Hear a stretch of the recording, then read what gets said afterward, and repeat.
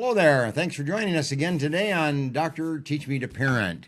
Glad you're with us, and we have a very special guest today, Joe White, who is a local pastor here in the inner city of Fresno, and we're going to get a little bit acquainted with him and his life and the church that he pastors and the programs that they provide the inner city community here in Fresno. But before starting, I just want to give you a little quote just to put this in perspective today, and this might make some real sense to you. Family happiness is homemade.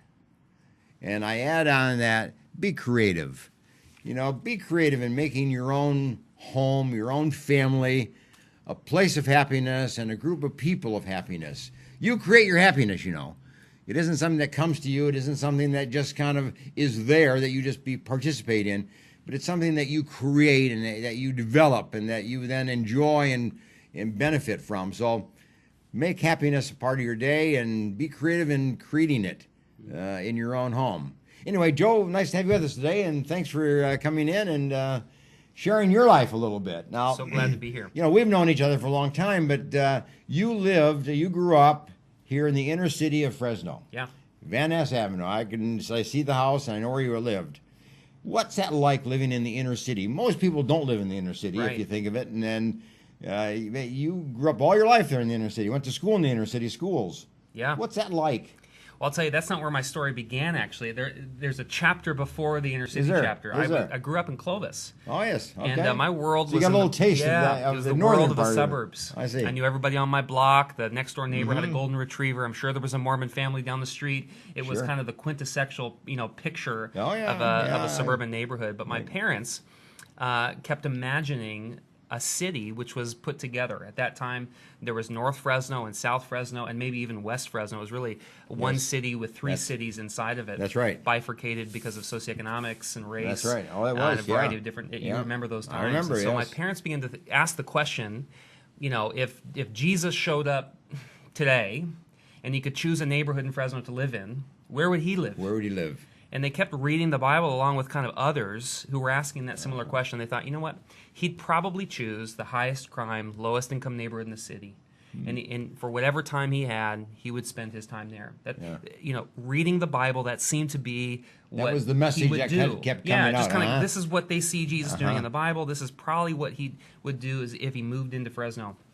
So they found this little neighborhood in downtown Fresno called the Lowell neighborhood. Mm-hmm. And it was 6 blocks running north to south, divided by 1 block running east to west. Everybody 6,000 people. Everybody knows Lowell School. Yeah, So it was Lowell a Elementary. neighboring area in Lowell At that time, it was Elementary very, School. very dysfunctional. Had 7 principals in 8 years. And, Yes, it was a high crime area. 26 That's right. 26 homicides a year on 6 blocks. That's 2 murders a month. You had 3 warring gangs who were battling for turf. If Yeah. you remember back in the day, Alan, Charles Wesson, who was Yes. Fresno's largest mass murderer, That's right. lived Yeah. right down the Right street. there, yeah. Just a Yeah, couple. we all know that area. Yeah. So the Lowell neighborhood Kind is of this drove around it. You That's did? right. It's a square mile Yeah. that the police department at that time labeled the Devil's Triangle. And somehow, I think this is true in life, but it's also true in kind of city development. People tend to internalize their issues. They tend to internalize their pain. And the Lowell neighborhood had internalized this narrative that it was less than, that it was a horrible place, that it was ugly.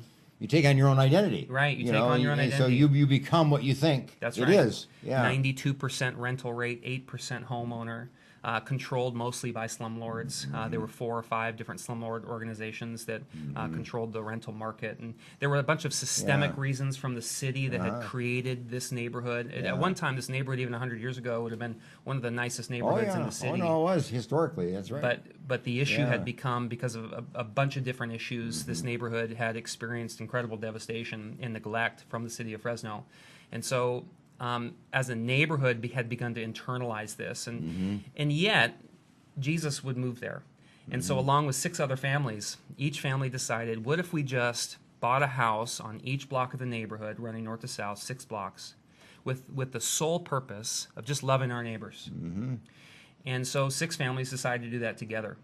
And this is what became known later on as a relocation movement. You had people from other parts of the city intentionally moving into an area to seek the neighborhood's I remember well-being. 3 or 4 of them. Yeah. That did that. Yeah, that's right. Said they were going to move in there, and we're just going to live. That's going to be Yeah. our life. We're going to make friends, and Yeah. You know, have associations with people in that neighborhood, and they did. What became of that Yeah. that narrative was that all these families, my family included, realized that we actually weren't bringing anything to the neighborhood that the neighborhood didn't already have. We found neighbors on our block who had been there for 40 years, who loved the neighborhood, Sure. who were experts, but that didn't have the abilities or the wherewithal or the community to seek the neighborhood's transformation. So Interesting. that launched a process Yeah. of 30 years that continues today in the Lowell neighborhood. 30 years. Yeah.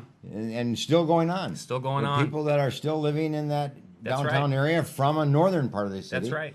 But doing it because this is something right to do.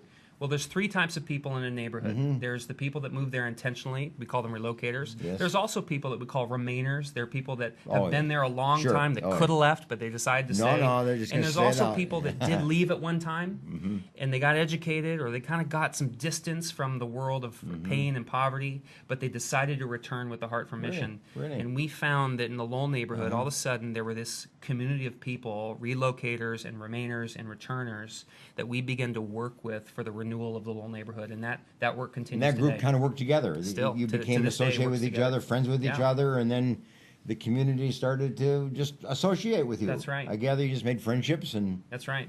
So as a young boy, I moved when I was 7. Yeah. When I moved into the neighborhood, my earliest memories of development were in Yeah. the world of community development and urban ministry. sure.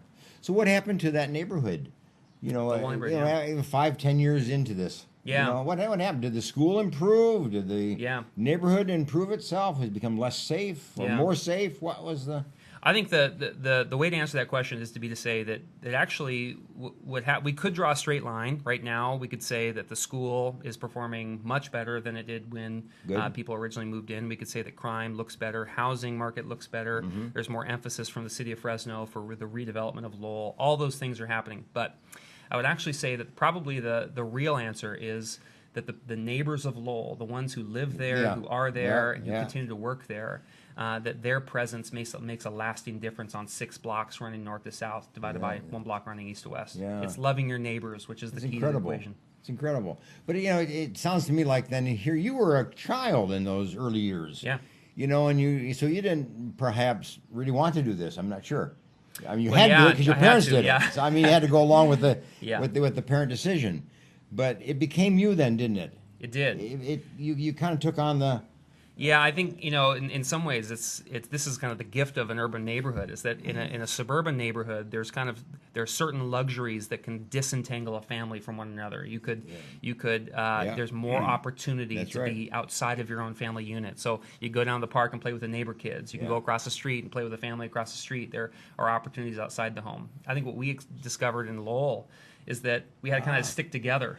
Yeah. And Safety is safety for was reasons part of that equation, and just things to do. That's right. I mean, you had to be more creative and do things you created. so we found that we Mm-hmm. kind of invested our lives into neighbors. Those neighbors invested their life into us. And Us. our community became the people around Is that us, right? as opposed to doing things outside of the home. We did them together with our neighbors. That's an interesting picture. Yeah. Of people from, let's say, the northern part of the city, much more loose, much more external, much more non-committed to each other Yeah. as a family. But in the inner city, more ingrown, Yeah. more committed, more identified with each other, At one time in my life, self-supporting. At one time in my life, I lived Yeah. from 2005 to 2015.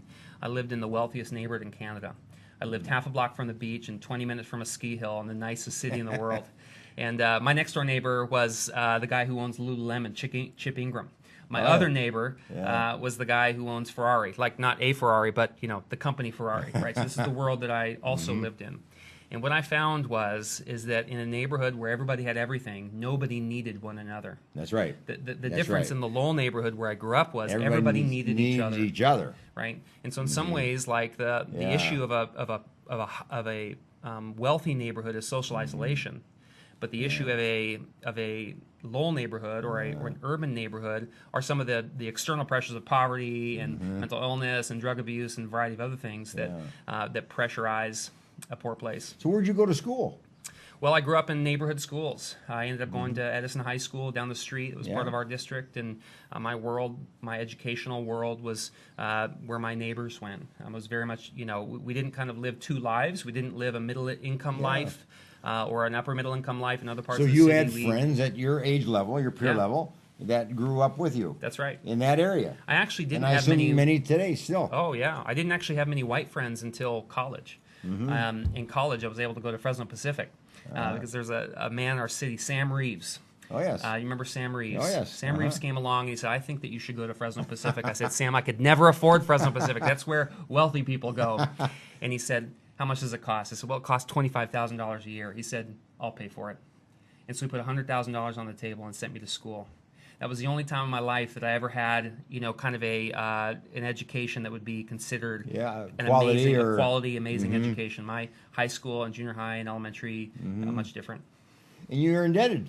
Oh, 100%. You're indebted to a man like that. The man I am today is a Yeah. result of those kinds of decisions. But I get the sense you're also indebted to the community in which you grew up. Oh, yeah. I mean, they gave a lot to you too. I'm the They didn't soul put of it in loyal. dollars and cents necessarily. That's right. But they gave you experience, they gave you opportunity, they gave you wisdom, Yeah. gave you opportunity to make decisions, choices, learn how to do that. My neighbors in the Lowell neighborhood growing Yeah. up were the smartest, most hardworking, and kind of savvy people that live in Fresno. Really? I currently live in Really? a different neighborhood just east of downtown, and I honestly believe that you could put a migrant farm worker against any CEO in the city, and the migrant farm worker works harder, longer hours in a more difficult setting, and comes home with more joy to his family than any top CEO here in Fresno today. And so if you just measured hours to hours, you'd find that the hardest working, most diligent Is that people right? live in places like Lowell and Jackson. Is that right? That's great testimony for Yeah.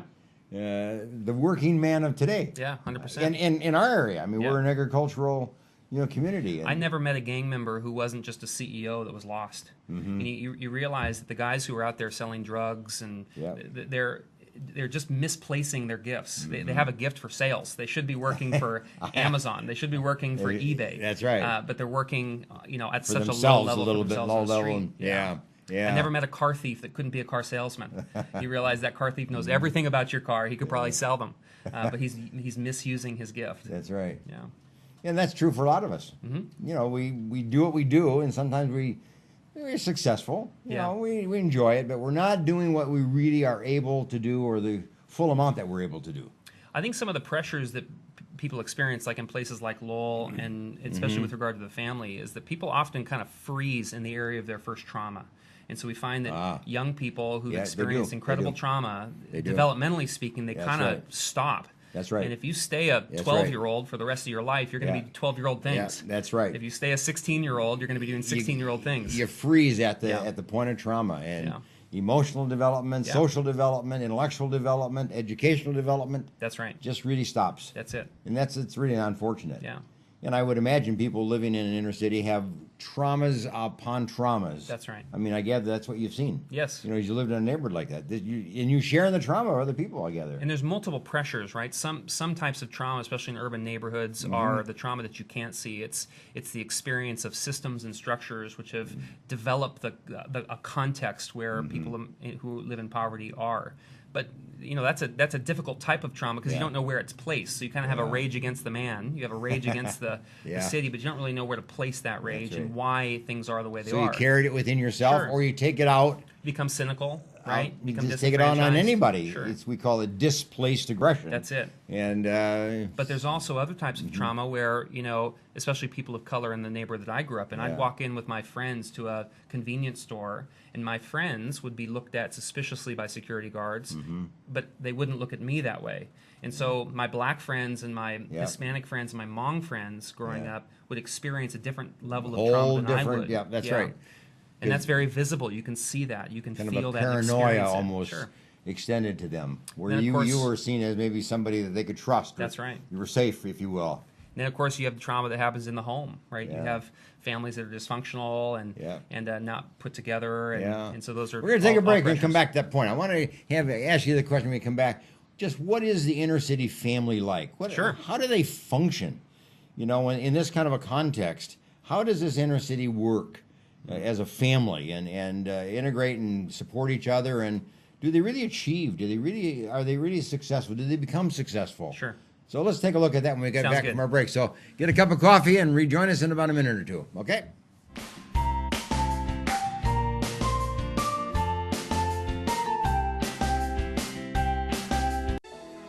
Diane Ainsworth's books of poetry and scriptures are available at CondioPress.com and as ebooks at Amazon.com. Diane hopes the words in her books will convey the unconditional love Jesus has for you. Learn more at godsinspirationsblog.wordpress.com and get a copy of Diane's books today. The Green Gables Care Home is a 24-hour assisted living facility for the elderly located in Clovis, California, offering spacious private and semi-private rooms which are wheelchair approved, catering to the special person in your life who needs attention and wants to live in a loving home environment. The Green Gables Care Home has assisted living in secured homes for elderly with Alzheimer's, memory loss, and for your loved ones needing assistance with their activities of daily living. Call 559-297-9438 and visit greengablescarehome.com.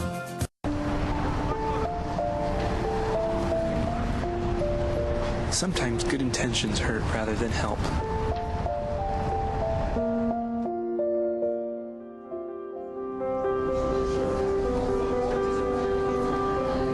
For just $1.76 per meal, the Fresno Rescue Mission offers more than food. We offer hope.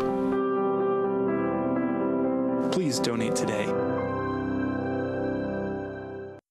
Do you need a locksmith? Layman's Lock and Safe Service and Repair is available for you.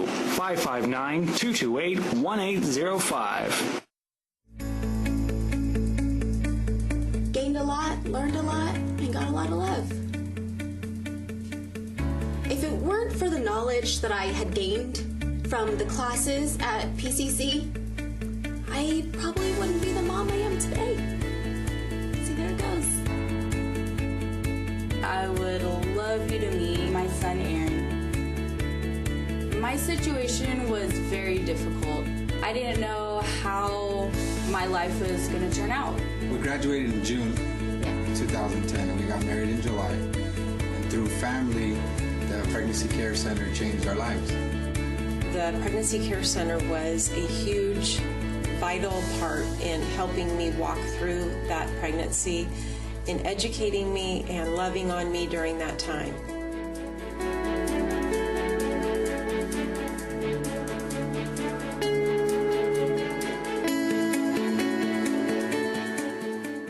Choosing a Medicare plan can be difficult and frustrating.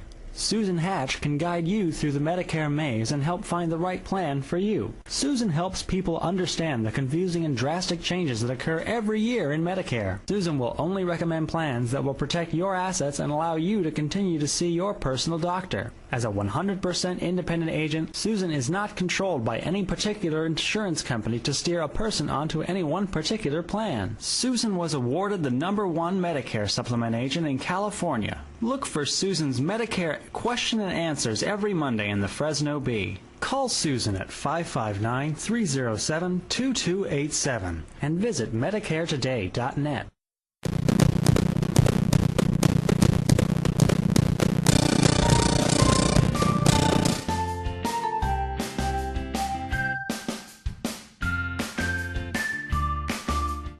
Okay, welcome back to Dr. Teach Me to Parent with Joe White as our guest today, and dealing with the inner city and the inner city family and what the inner city family is like. Again, let me refer you to my book, Dr. Teach Me to Parent, in which we're basing this program and all our programs on, and it's available on Amazon. And as a parent, grandparent, pick up a copy. It's a great book for you as a parent, just to pick up some good basic parenting skills. So recommend it to you, okay? Now, Joe, before we ended our conversation, you were just beginning to kind of think about what this inner city family is like. So let me ask you the question, how would you define the inner city family? I mean, are they a close family? Are they loose? Are they committed to each other? Do they do things together? Are they all separated? How does this inner city family function? Yeah. Well, I think that the inner city family is as diverse as any family in Probably Fresno. so. Probably so. If you took a subset of any neighborhood in Fresno, That's what I north think. to Uh-huh. east, south to west, you'd find, I think what you'd find in places like Lowell and Jackson, you'd find similar things. And generally speaking, though, I think there are some unique pieces of living as a family in an urban neighborhood. One is that neighbors and extended family play a larger role in the development of children. And so you find often our neighbors in Lowell, or now our neighbors in Jackson, you have multiple levels of leadership in the family that extend from grandparent to cousin to Often live aunt, together. and- Grandparents that's right. live in the house, and aunts and uncles. So and a larger support metric than if you lived in a suburban neighborhood. Typically, what you're doing is you're being autonomous, right? You're finding a place in the city where you can be a family and raise your kids. But that's a singular way of thinking about who the family is. My family is my kids. But I think in neighborhoods like mine, there's a larger network of families that support families. So that's number one. Number two, I think you have a kind of a higher density of, at least in urban neighborhoods, you tend to have a higher density of kind of issues related to crime and drug abuse and things like this. And so what we find in neighborhoods like Lowell or in Jackson, you have unique pressures that kids are experiencing as a regular part of life in a neighborhood. And I think those come into the home and they come out of the home. That's right. Right? There's a two-way street there that is unique, I think, in some ways. But then lastly, you have a family unit that often you have one parent or a parent that's working very, very hard, doing their best to support a family. But in some cases, you don't have, you may have grandparents and aunts and uncles a part of a kid's life or raising those kids, but in many cases, maybe you have a dysfunctional home, and that a dysfunctional home at some level is part of the equation for some of the issues that we find in places like Jackson, where I live now. So let me ask you this then. A family in the inner city, is school important? What their kids do in school, how well they do in school, is that important to the parents? Is church or religious life important to families in the inner city, that they want their kids to be so exposed? Or are these things not necessarily valued? I think that you'd find in a place like Jackson, where I live now. Jackson is just east of downtown, so from First to Cedar, Tulare to Kings Canyon.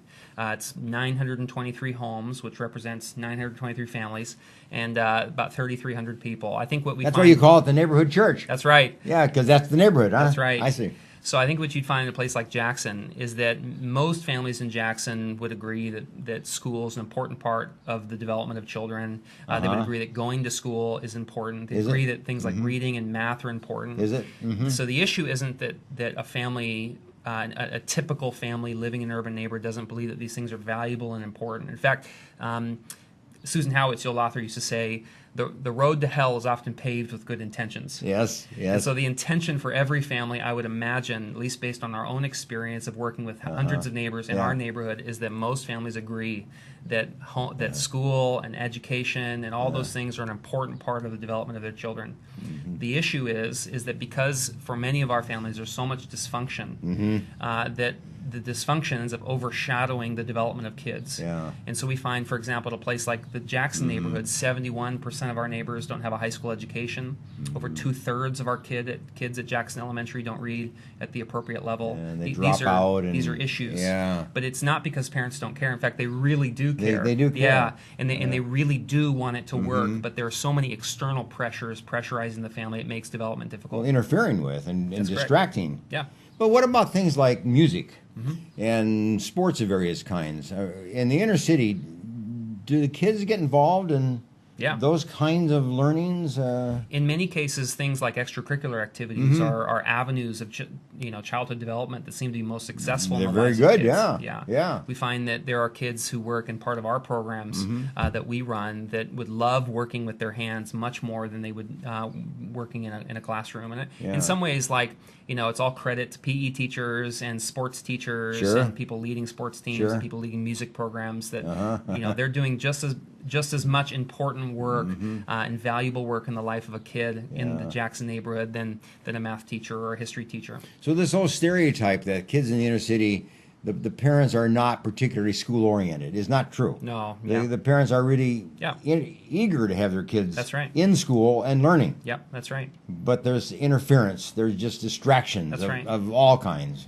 If the analogy is that if you want to watch sports, but your TV's always fuzzy, you want to watch the game, that's right, but you can't watch the game because the TV's fuzzy. Yeah. And in some ways, like, you have so many parents that want their kids to succeed and would die for that to happen. They in fact lay their life down for their kids, but there's so much interference that it makes it hard to see the development of a family forward. So then, how do you as a church in a neighborhood help these families? I mean, how do you support a family as a church? I mean, you can't reach out to everybody, and not everybody is interested in even receiving support or assistance or connecting with you as a church. Is there something that pulls together the family in the inner city and the church? Well, it's interesting. What's the bond? In the Jackson neighborhood, we've said, listen, our job is to look at our neighborhood like a geographical area of responsibility. So whether the issues are economic or political, spiritual, relational, familial, whatever they are, we invest ourselves into those issues, making them our own. And now hundreds of neighbors in the Jackson neighborhood experience support and well-being because neighbors are coming to the equation. The neighbors are inviting themselves into the lives of vulnerable people, acting as a support network. So this is the issue. So neighbor helping neighbor. I mean, we've treated the church as a kind of catch-all for vulnerable people. And that's a mistake because it's the game of addition. It's to say that if a church is supposed to be the catch-all, the organization itself is supposed to be a catch-all for the issues of a neighborhood. You're just adding families one by one by one by one, and That's you're right. counting how many families you'll add. That's right. You'll never get to 923 Common. families. Very common. Right? Yeah, you won't. It's a mistake. Yeah. The best way is to say, what if we as neighbors in the Jackson neighborhood I see made your it point. our personal responsibility to love the neighbors that we kind of live around. Outreach type Every one of yeah. our neighbors has 8 people that lives around them. They have 3 across the street. That's right. They have 3 behind them. They have 1 on their left and 1 on their right. That's 8 families. What if every neighbor in our neighborhood said, I'm going to pursue the well-being of 8 families. 8 families. I'm not going to reach everybody, but I'm going to pursue 8. We find that we can work with many more people through our neighbors than we can by doing it as a singular organization, and that's been effective to reach our neighbors. So then on those 8, do they then at some point do the same thing? Yeah, absolutely. Do they then start reaching out from their base? That's the whole point. Our neighborhood, we've only been in our neighborhood for 4 years now. 4 years. And we reach hundreds of neighbors every single week because we work through our neighbors. So when I refer to neighborhood church, you might have, let's say, 100 people that would come, but really you're dealing with Hundreds. 200, 300, 400 or whatever it might be that you may not really see. That's right. But you know that they're part of your church because they're part of the people of your church. That's right. Is that That's exactly how right. you? If to use your metrics there, we have many more than 100. But let's say you had 100 people in the neighborhood. If each of them are meeting 8 neighbors, Yeah, that's 800. that's 800 folks. Yeah. Our neighborhood, that's 1/3 of our neighborhood. 800 folks is 1/3 of the people who live in the Jackson neighborhood. So you're getting massive market reach because you're working through people, not for people. Here's something I'd like your listeners to consider. If you do change for people, people experience that as it's a type of slavery. They become indebted to you. And you become kind of like you become the savior. Yeah.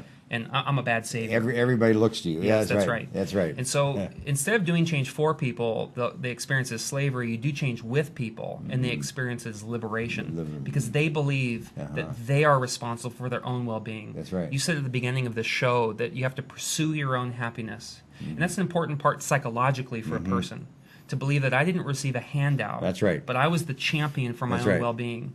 And you can very creatively create that. 100%. Yeah. And unfortunately, churches create clients. Often we create an environment where a neighborhood, especially poor neighborhoods, become like a client. You know, client comes from the word, it's a Greek word. It means on your back and powerless, right? I'm more interested in creating citizens, which are contributors to the place of a neighborhood. Creating a citizen involves empowerment. And so instead of working as the savior for our neighbors, we're saying, what if we worked in relationship with our neighbors so that they pursued their Do you think that well-being? works in an inner city better than it would work in a suburb somewhere? I mean, is this kind of more part of the lifestyle and the way of thinking of inner city people? Well, I think, I lived in the wealthiest neighborhood in Canada for 10 years. And so all the same work that we're doing now in the Jackson neighborhood, we did in Kitts Beach. But here's the difference. Because the issues are different, the pressures are different, the approach is different. So in the Jackson neighborhood, we're working through our neighbors to reach our neighbors at Kitts Beach. We're doing the same exact thing, but we're saying, listen, what if we did this together for the well-being of this place? So it isn't unique to a particular population of people. It's a style that all people probably really do appreciate being included. That's kind of one idea. And the other one is that it kind of we solve problems together. Yeah. We approach problems together. That's right. We defend ourselves together. We protect ourselves together. Yeah. We move forward together. We advance together. That's right. I mean, it's that togetherness theme. And it's you're in a belonging. It's belonging. You know, that you're Yes. not just isolated. You belong. If you're in a wealthy neighborhood, more than likely you're isolated from the people who live around you. Probably so. So as a neighbor, to say my job is to love you and to pursue your well-being, that's an aspect of belonging. You know, the My old story wealthy about neighbors wanted that. about the northern part of the people is that they drive up to the garage door goes open, the car goes in, garage door goes down, you never see them again. That's right. I mean, that's everybody's onto themselves. Yeah. There is no neighborliness, Right. you know, to speak of. Which is why loving your neighbor in a wealthy neighborhood is incredibly valuable because it breaks social isolation and invites a community where there wouldn't have been one before. Yeah, yeah. So this has got to be an exciting opportunity for you. Yeah, you know, we're really involved in the life of the Jackson neighborhood, and we've seen some really good things. Well, we're going to talk about that. We're going to Yeah. take a break and I want to talk about that because what I want you to do is tell us what does a church do to kind of change a neighborhood, so to speak, in some ways, but also just to meet the needs that are there and help people become empowered and people to help themselves. Sure. And then move forward into their own life and go from it. So we'll take a break. We'll come back and pick that up. So get your coffee and come on back in a minute.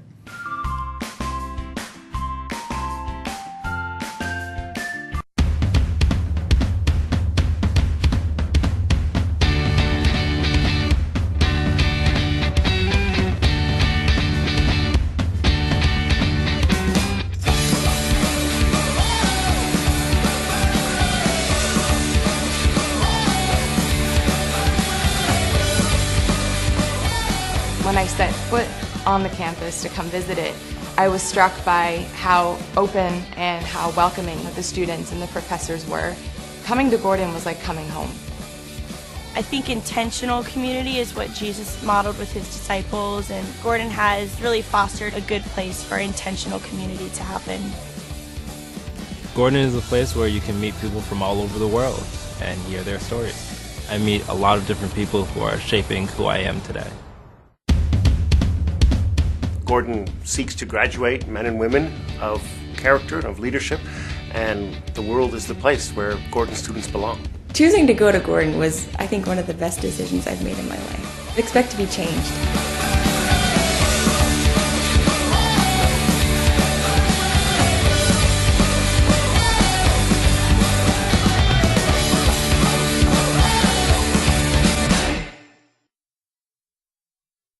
Pompe disease is a progressive, multisystemic, debilitation, and often fatal muscular disease. The United Pompe Foundation was formed to assist those affected by Pompe with the medical costs and other expenses that they may not be able to fully cover through their insurance. Visit UnitedPompe.com to learn more and to make a tax-deductible contribution to the United Pompe Foundation.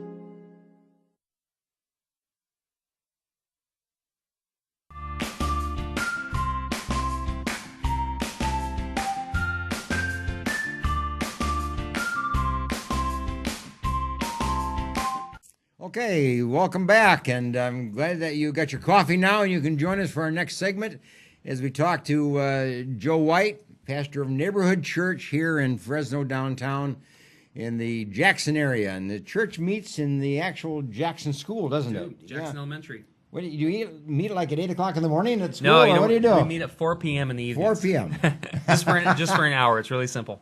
And people come. What do you do? What takes You know, place at 4 o'clock so as compared to other things you might do? Neighborhood church is actually three things. So start at the beginning. The neighborhood church is really all about the Jackson neighborhood. It's about saying, what would it look like if God got his way on 8 blocks by 12 blocks and 923 homes? Like First what would of all, happen? you said that God would live there. Right, yeah. That Jesus would He probably would. live in a neighborhood Yeah. like that. Now you say, okay, now what would it be like if he got his way, huh? Right. So we have the highest teen pregnancy rates in the city, for example. There are more 15-year-olds in our neighborhood than anywhere else. And so what would it look like if God got his way? What would it look like for those girls? What would it look like for 71% who don't have a high school education? What would it look like for crime statistics? What would it look like? What would happen to educational attainment at Jackson Elementary? And so we begin to imagine a neighborhood which is put together and experienced well-being on 8 blocks by 12 blocks and 923 homes. And so to kind of attack that together as a family of neighbors, we begin to say, well, I think a weekly gathering of neighbors who could find themselves missionally aligned to care for 8 blocks by 12 blocks was part of that equation. So we started a weekly gathering called Neighborhood Church on Sundays at 4 p.m. at Jackson Elementary, right in the cafeteria. So you don't have to go to that service to be part of Neighborhood Church. No, yeah. Because you have other things. Oh, yeah. And other ways that people can connect and become part of a church body of people. Yeah. But that's a place for people to come and meet and join each other and meet each other's neighbors. We started a small business called Neighborhood Jobs, which employs neighbors with barriers to employment. To be in our business, you have to be gang affiliated or have a criminal record and dropped out of school. If that fits you, we can hire you. And so that's not the typical job description. Yeah, we have a very thriving business that's doing really great. Woodworking business. We renovated. Create some woodworking. Well, what we did was we renovated an abandoned workshop in the neighborhood and turned it into an artisan space where kids in our neighborhood learn job transferable skills like welding and woodworking. And some of those kids kind of grew up through this program and became skilled woodworkers, and we created a business around them. They make little libraries. I don't know if you've ever seen little libraries. They're little libraries that people put outside their homes or businesses. Yes. You can buy them on Etsy. That's right. But ours are better and nicer and I've seen them. and more quality. And so people from all over the city buy little libraries through Neighborhood Jobs. They're very busy. There's a wait list of 6 months. And so these guys continue to work that way. And what do they do with them? I mean, how do Well, we make them and install them. Yeah, so we'll deliver them to your house, for example, if you paid for one. We deliver them. The boys will deliver and put a hole in the ground and put the library in front of your home. And then actually, each and every month, we have a deal with an organization called Reading Heart. If you order a little library through Neighborhood Jobs, Reading Heart Ministries will come once a month and deliver books, kids' books, to your house and fill your little library with books. And so then people can buy and take books. And people take books, leave books. It's a free library for your neighborhood, for your neighbors. So that's second. And then third, we started a community development corporation, the Jackson Neighborhood CDC. And this is an organization which is responsible for redevelopment projects in our neighborhood. So, for example, a couple of years ago, there are 183 lamp poles on Kirkhoff Avenue, and a group of neighbors came together and scraped them and primered them and painted them. Now, look, we painted them in the same color as the graffiti cover-up. So if they ever get tagged, graffiti cover-up comes and sprays them. It's the exact same color, so they look brand new. Get me right there. Yeah. And so the CDC works on a variety of different issues related to the neighborhood. I have a friend that does this in Paris. Has a library cart. Great. So she goes up and down the main streets of Paris. Amazing. And people exchange books. That's great. And then she engages in conversation. That's a great idea. Has a great experience in meeting people and exchanging books and helping people select books to read, and becomes part of their personal growth and part of their spiritual development. And it's kind of a nice little program that she's got. You're doing the same thing. Yeah. Well, in our context, really, it's three things. It's saying it's a weekly neighborhood church is a weekly gathering. It's a small business and a nonprofit, all working together for 8 blocks by 12 blocks and 923 homes. And the agenda is to say, what would it look like in 15 years if God got his way? And so our metrics are with regard to educational attainment and safety and crime, youth involvement, spiritual activity. We're measuring 7 things over 15 years. And we're seeing God do good things. Can I just share with you one thing that we've seen? And you think, can a church make a difference in a place? Yes. Jackson Elementary is a Title I school, but it's filled with teachers that are loving and caring, who've decided to stay there and invest their lives in a neighborhood that's difficult. 1/3 of every kid, or 2/3 of every kid at Jackson Elementary doesn't read or write at the appropriate level. Kids are passed through grade to grade, and by the time they get to high school, they, in some cases, can't even read. And so it's a difficult situation. And yet, you have an administration and a group of teachers who are excellent and doing an excellent job. Now, what we do as volunteers in the neighborhood, we say, if we really care about our neighbors, and we know that a generation is 25 years. Science tells us the kind of generation based on human history is about 25 years. So we're working with 5-year-olds and 6-year-olds and 7-year-olds now who will be our neighborhood's leaders in 25 years? There'll be 30, or there'll be 35, or there'll be 40. What would it look like if we invested our life into a generation of kids? And so that's what we do. We work in every single class, working with the most underperforming kids. Now, we work in the areas of math and reading. Their test scores are going up. Kind of a pull-out. During school, during class. Their test scores are going up, and a rising tide is raising all boats. Educational attainment at Jackson Elementary in the last 3 years has risen 17%. The federal government says that 15% would be unusual and spectacular. That was their words. And they've seen 17% educational attainment increase in the last 3 years. It's fantastic. They want you here. Yeah. The school. That's right. The school wants you here. Yeah, and we want to be there. We admire and apparently them. the neighborhood wants you here. Yeah. But I would imagine a neighborhood like this, as you said, it was quite diverse. There are many people in the neighborhood who don't want you here. You know, they see you as a threat. They see you as upsetting the traditions and whatever it might be, or judging them, or whatever it might be. Is there this dynamic going on? I think what we have your friends that support you, and you have your enemies that just don't. I think because we've made the neighborhood the priority. So as a church, we've said it's actually not about us. It's not about the programs that we run.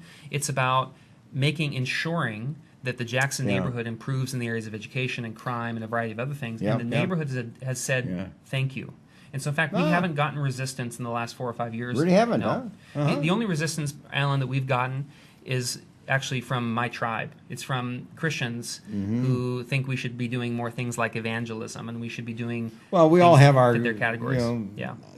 Conceived ideas of what a church should be, right? What a church should do, and what it should not do, and that kind of thing. And that there's government should be doing this, the church should be doing that, and we all have these kind of ideas. Yeah. And you've thrown that all out. Yeah. No, that's you just right. said, let's do what works. Let's do what the community needs. That's right. And what these families need in the community, so the families become strong. That's it. And the individuals within the families become strong. If we do our job right, our neighbors will believe that they were the champions for their own well-being. And so in some ways, the church, in that sense, is irrelevant. It's actually to say Jesus is the one that transforms people's lives, and we're simply vehicles for good news. We're vehicles for the well-being of a place. Yeah.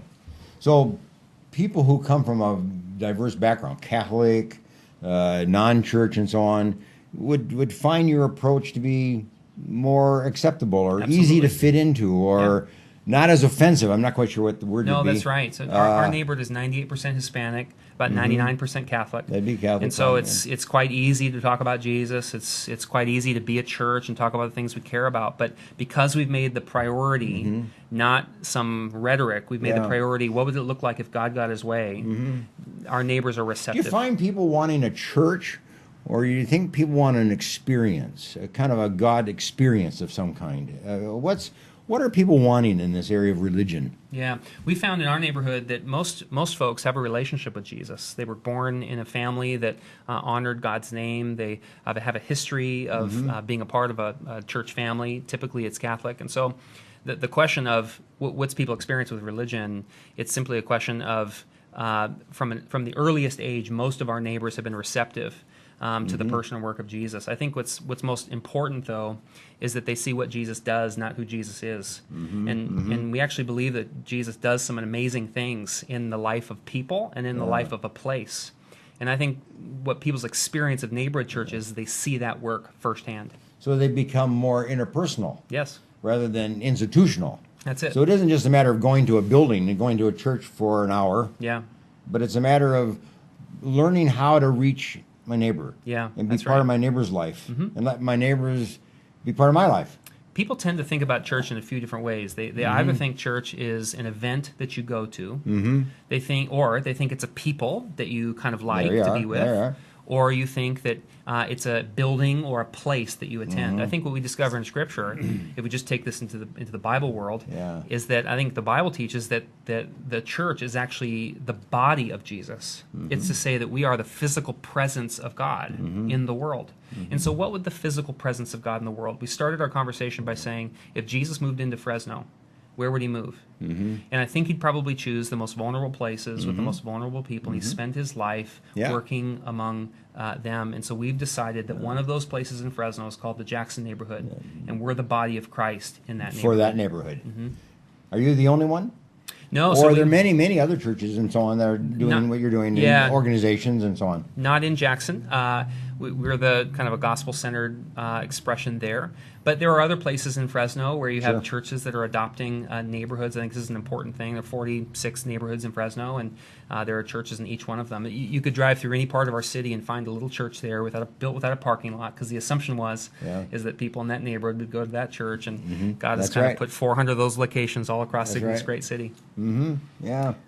So when you look at the family then, in your neighborhood, you got 900 little families, so to speak. What do they need? What do they need to learn, or what do they want to learn? What would be the next step that you might engage in to kind of help this family strengthen and become more committed to each other and more helpful to each other and grow and succeed as a family? I think there are two different kind of types of needs. You could probably Google, and you're more an expert on all this work than I am, but the hierarchy list of what people need. But to kind of make it very easy, I think for us to understand is that there are some psychological needs and there's some very practical needs. Most often, people of wealth and people that have means, they've dealt with all of the kind of physical needs, housing and food. That's right. Just money solves some things. They went and bought it and got it. Yep. Right. But that doesn't mean, though, that their psychological needs are met. The need to be happy, the need to have self-worth, the need to have a sense of purpose. Those are often neglected, by the way. 100%. Yeah. And so you could be very, very well off, have your physical needs met, but still be very, very, things are not put together. Sure. And so in my neighborhood, we have both types of needs. So we have physical needs, which involve places like, where will my next rent check come from? And when will I get that next job? And will my relative ever get off drugs? And things like this. But we also have psychological needs. We have, am I happy? Do I have a future? Am I being well used? These are two types of needs that our neighbors experience. One of the things that we've been concerned about in our world today, the absence of a father in the home. And we know that in the inner city, many homes exist without a father in them. And our father comes and goes, or different ones come and go. What's your word to fathers? Get home? Get back home? Or how do you reach out, and how do you become an important person in the life of a father? Who may be in the home or may not be in the home? We've actually found in the Jackson neighborhood that, again, the intention is always to be a good father, right? The intention is always to be a good father. And the belief sometimes is that even though I'm not in the home, even though I'm not with the mother, I can still be involved in the life of my kid. In fact, that's what we often see.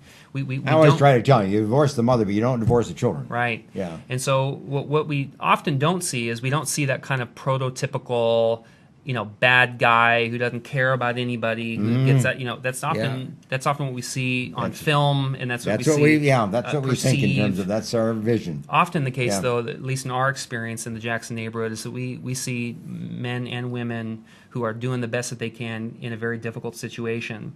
And even if they can't be together, they're still trying to be involved in the life of their kid. Now, that still has a consequence.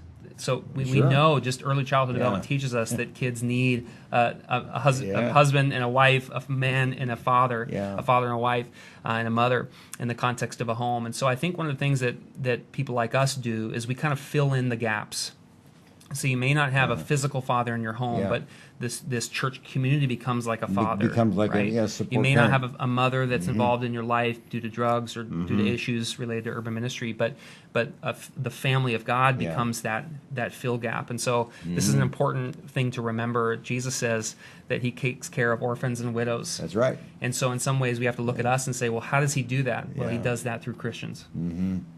Yeah, we find millions of kids being raised by grandparents. That's right. And I assume this is just part of your community as well. Yeah, that's right. It's the grandparent raising the kids. God always provides. And they do a good job at it. That's right. By a way as well. Some of the hardest working people in my neighborhood are Hispanic grandmothers. Is that right? Yeah, absolutely. Yeah, in fact, I deeply honor grandmothers in my neighborhood because they're raising young kids often. They're raising many kids often. They're usually using their pension or their security check or their welfare check. They'll pinch the last penny for their grandchild. And they'll make it stretch for a long child, a long way, and they'll take care. So I have a deep admiration for the way God provides the right kind of people for family units. Are grandparents, though, doing a good job? I mean, from the ones that you've been working with, I mean, are they actually effective as parent? Well, this is parent where substitutes, if you want to call it that. This is where I think resources like your book and others is that I think there's always good intention, and Sure. and Yeah, that's good. typically there. But Yeah. actually, you need tools also. So you need good intentions, but you also need tools. And I think that this is one of the things probably churches can do a better job of is just simply teaching what does a good parenting look like, That's right. and giving people a picture of how to deal with things like discipline and bedtimes and what to be eating and things like this. These are all You things. find yourself, though, even doing that within your own sermons. Oh, yeah. You know, trying to educate a little bit in terms of parenting or Absolutely. family life, or you Yeah. know, besides teaching biblical Yeah. script, you know, trying to apply that relative to family strength. Scripture doesn't mean anything unless it means something to the actual life you're actually living. There you are. And so we're saying, what if our gathering was simply for that purpose? It was to say, this is an instructional time from God's Word to say, how do you actually live this stuff out in the context of raising kids, of working and dealing with a drug addiction or dealing with a family issue? Like, what does this actually mean when it's played out? And I think that's an important ethic we maintain for our Sunday gathering. Yeah. I always get the feeling that kids growing up in a home where there is a spiritual emphasis, whatever it might be, of some kind, do better than kids growing up in a home that have the absence of that kind of unifying factor of some spirituality of some type. Would that be a fair analysis? Yeah. I mean, one of the realities in our neighborhood, this is particular to the Jackson neighborhood, is that 99% are Catholic. So the person and work of Jesus is actually a unifying part of the family. In fact, it's some way, a sense, cultural identity of the family. But just like you can have an important book on the shelf and believe that important book speaks the truth, that doesn't necessarily mean it teaches you how to be a good parent. So it's the next step of actually actualizing some of the things that we know to be true. That's right. You got to buy the book and read it. And then do it. And then actually Yeah. fulfill it Yeah, by that's day-to-day right. living. And yeah, but anyway, this has been good for our conversation today. I'm glad to hear about your church and what it's doing and how you think about the neighborhood and how you think about the people of the neighborhood and the families of the neighborhood and how you really just want to be part of their daily experience. You know, not just coming in on a Sunday. That's right. You know, and kind of making some kind of a statement in an hour and going home, but actually on every single day you're part of the life of these people who live there, right? I mean, that's what you're doing. That's exactly right. So you're a different kind of a pastor. Yeah.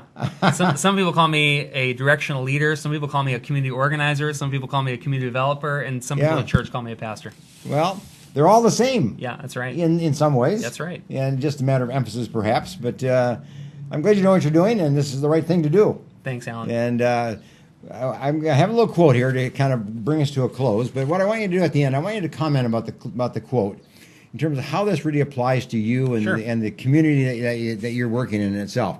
Here's what it says: the house is not a home unless unless it serves food. Unless it serves food, pardon me. A house is not a home unless it serves food for the soul as well as food for the belly or for the body. So comment on that, Rudy. You know, every family everywhere needs two things. Yep. They need their physical needs met. Yep. Kids need their physical needs met, but they also need their emotional needs met. And one of the things that we believe in the Jackson neighborhood to be true, and we believe this about God, is that God is the God who meets all those needs, and He works through us to do it. So consider how you're meeting the physical needs, but also the emotional and spiritual needs of the kids that are involved in your life. Not just you in your own home, but the kids in your neighborhood. That's it. I mean, that's what you're saying. Yeah. Have a view beyond your home, into the neighborhood, and the kids that are there. Feed them food. That's it. Feed them all kinds of food. You know, someone asked me the other day if I could just tell a final story in Sure. the final minutes that we have. Somebody sat down. I was sitting down with a pastor, and I told a pastor of a mega church in the city, and I said, he's my friend, and I said to him, you know, I got the biggest church in Fresno, right? He said, you don't have the biggest church. He said, you're in the Jackson neighborhood. It's just a neighborhood of 973 families. I said, no, that's exactly right. We have 973 families. That's 3,300 people. Whether they ever come to our stuff or not, they're part of our family. They're part of our church. And so in some ways, when you start to look at your neighborhood as a family, you become responsible for your family, and your family gets bigger. Thank you much. Joe White, thanks for being here. You're welcome. Thanks for having me. Bye for now.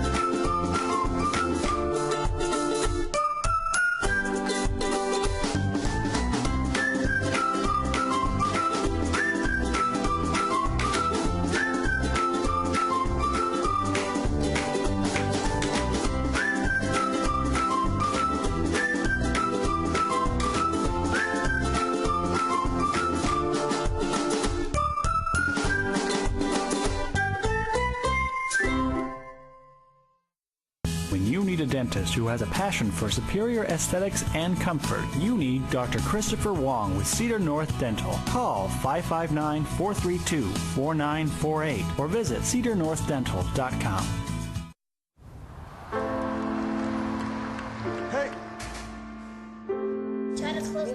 Tanya, come here. At Boys and Girls Clubs, it's not just about trying new things. Kitchen in my hometown. It's not about learning the right steps. 4 or making contact. 5, 6, 7, 8. It's not about exploring the future. It's about helping them build it. It's about taking steps to greatness. About making a connection. It's about proving every kid and teen has what it takes. It's about people in our clubs who bring out the greatness in every kid who enters our doors. It's not just about being on stage. It's about walking across it. Great futures start here, and here, and here. Sat7 is a Christian media network that uses uncensored satellite television to broadcast across the Middle East and North Africa, and is also available globally online.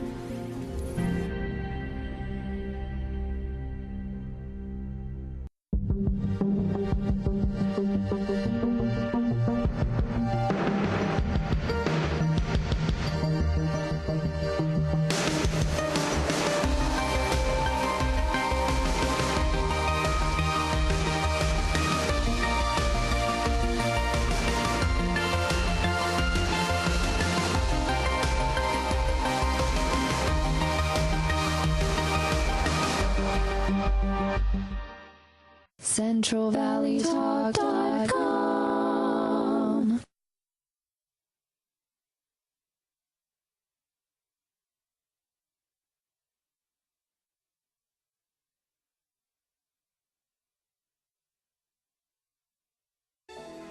Diane Ainsworth's books of poetry and scriptures are available at CondeoPress.com and as ebooks at Amazon.com. Diane hopes the words in her books will convey the unconditional love Jesus has for you. Learn more at godsinspirationsblog.wordpress.com and get a copy of Diane's books today.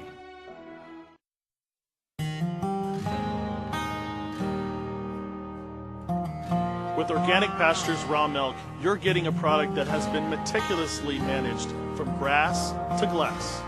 From our pastures to our dairy, creamery, and distribution, we work hard to produce a product that is safe and clean for you.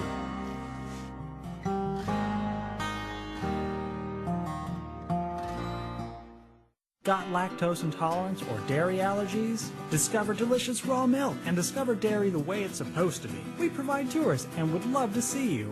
Come visit the cows, watch the milking, the cheese being made, and learn all about raw milk. We're just 20 miles south and west of Fresno, California.